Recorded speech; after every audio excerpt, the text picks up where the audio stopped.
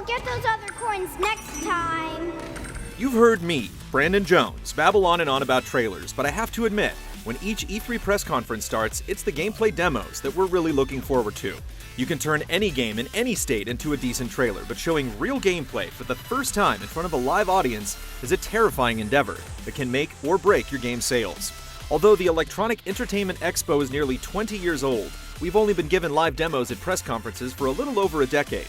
As we dream of what titles we could see in motion during this year's show, I screened every E3 presser to find the 5 demos that really made an impact on me.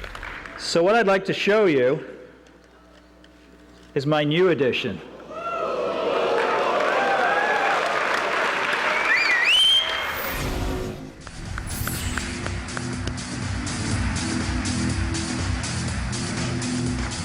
Thank you, Reggie.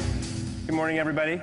Having such a prolific Zelda player on stage here to play Phantom Hourglass for me makes my job a little bit easier, so I'm glad you're here, Mike.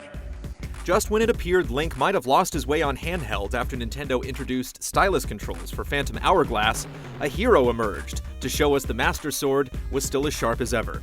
Yes, if you didn't already know, that's our very own Michael Damiani, creator-producer of Pop Fiction and Timeline, showing the other dual-screen adventurers how it's done, with one hand. In all seriousness, seeing a live gameplay demo at a Nintendo press conference is a rare occurrence, making Mike's moment in the spotlight one of Nintendo's best examples of community outreach. Thank you, Mike. Some fantastic gameplay.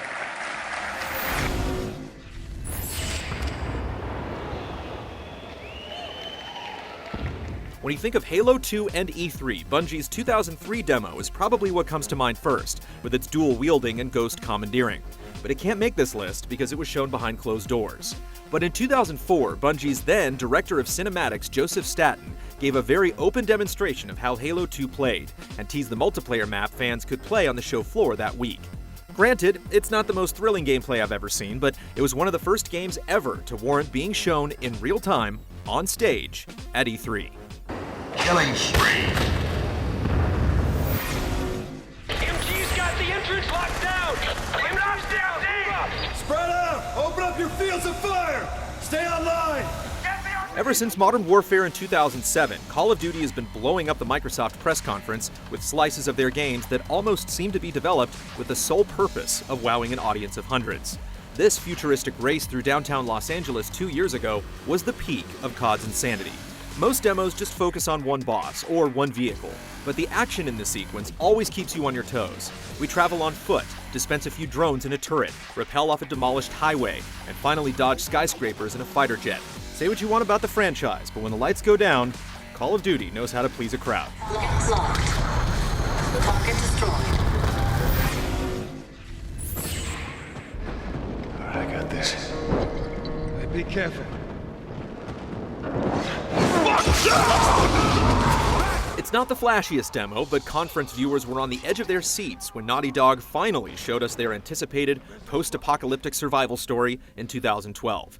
There's no giant aliens, high-speed turret sequences, or massive explosions, but it's still an electrifying 6 minutes of shocking footage. Almost every demo I considered for this list followed a straight line through a clearly choreographed sequence, but anyone who's taken Joel through his paces can testify that this, and every encounter in The Last of Us, is open to personal expression. This demo showed us survival in The Last of Us is what you make of it, and it has the most mind-blowing ending of them all.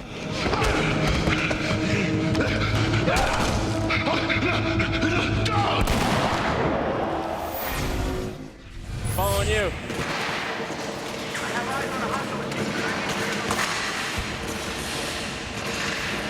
Run, run! Lots of E3 press conference demos have showcased multiple players on stage, but last year, EA pulled back the curtain to reveal 64 soldiers ready to make console history. I've never played a minute of Battlefield 4, and yet I can't think of a more convincing way to sell the scope of any game's multiplayer. It wasn't just the head count that amazed. The downtown assault ended on the top of a massive skyscraper, and then at the bottom seconds later, as the entire structure toppled into the ocean. Even if none of this was spontaneous in any way, the demo brilliantly illustrates the importance of maintaining a gaming community. Even if you've never stepped on a virtual battlefield in your life, you can appreciate the scale and sheer gaming bliss this presentation provides.